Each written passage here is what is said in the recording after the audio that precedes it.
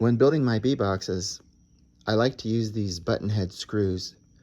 They have really nice drawing characteristics. They'll get you a nice tight joint. And the nice thing about them is they have a fairly long shank so that no threads are in the first piece of wood.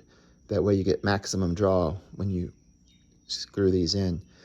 But because of this big button head, it's very important that your holes are drilled perpendicular into your wood. So I use the drill press, and I've made this little fixture. It just has a little lip on it right here, which holds the wood down, so when you pull out, it doesn't pull your wood up. And also, I drill into a little pilot hole in the base of the drill press. That way, the back side of my wood has some backing so that you don't get tear out. It's also important to drill very slowly so that you don't get tear out. Anyway, I'll show you how I do it. It's pretty simple, and it works pretty fast.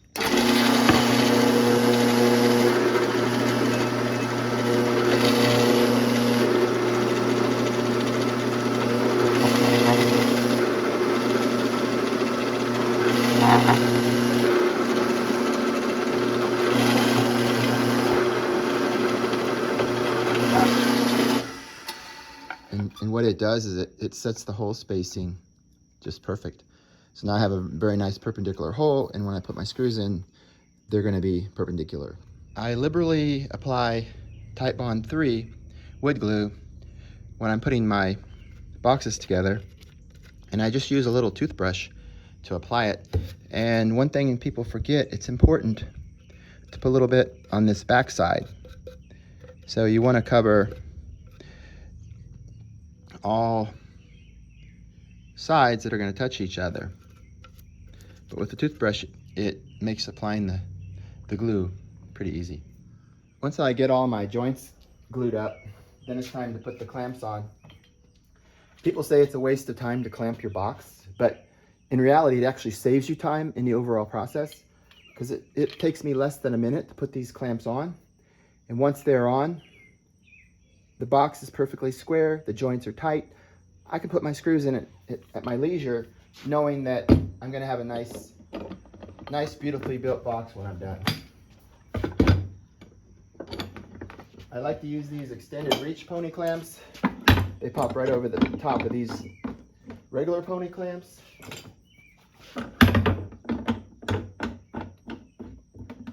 Once I get these all nice and snug, and you don't snug them very tight. You just really sort of hand tighten them. They're not tight at all. But it'll just cinch up all these corners, and you'll get some really nice joints.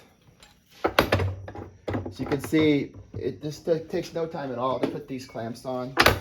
And once they're on, all your joints are really nice. I'll go back through and make sure that they're all tensioned properly. And then next thing I'll do is just wipe off this excess glue. And because I have it on this plastic surface, I can slide this box nice and easily.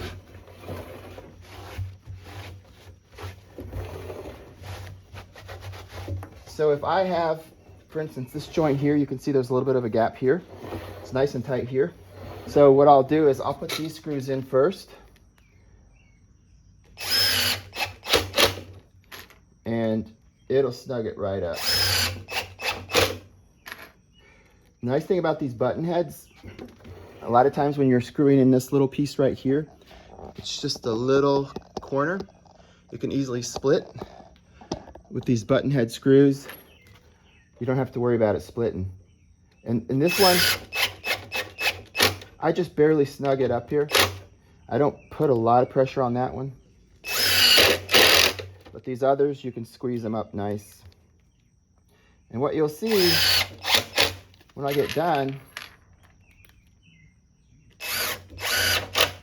I'll have a nice tight joint. And so I'll repeat this to all four corners, and it really doesn't take any time at all.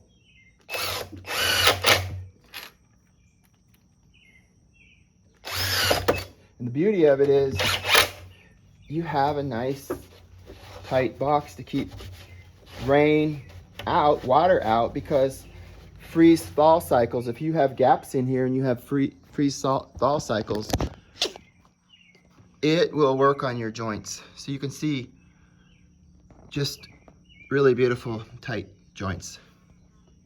So once the screws are in and the clamps are removed and I wiped all the glue off, I measure for the diagonal. So I have a little dot here I put on here, and all I have to do is just measure one diagonal. And I know if it's too long, it's not square, or if it's too short, it's not square. But if it lines right up perfectly, I know I'm square. So that's the other advantage of using the clamps, is I almost never have an issue with my boxes being out of square.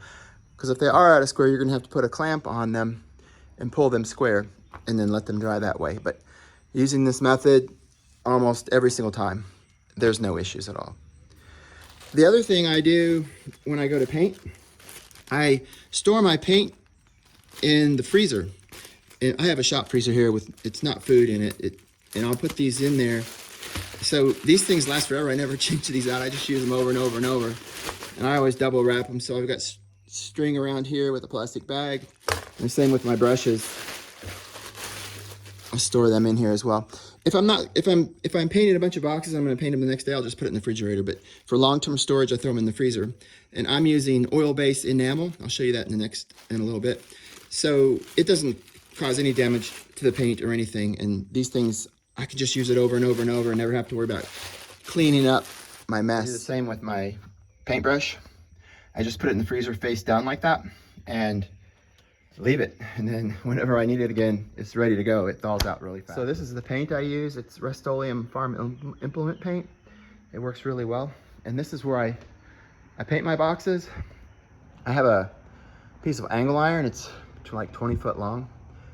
And this makes it very convenient to paint the boxes. You can rotate them around, and then it also allows you to paint the edges real nice.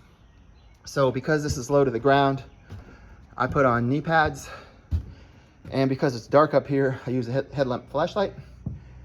But the good thing, it's nice and warm up here because it's up in the top of the barn, and you can see it gets lots of ventilation. So this stuff dries fairly quickly up here, and I don't have to worry about it.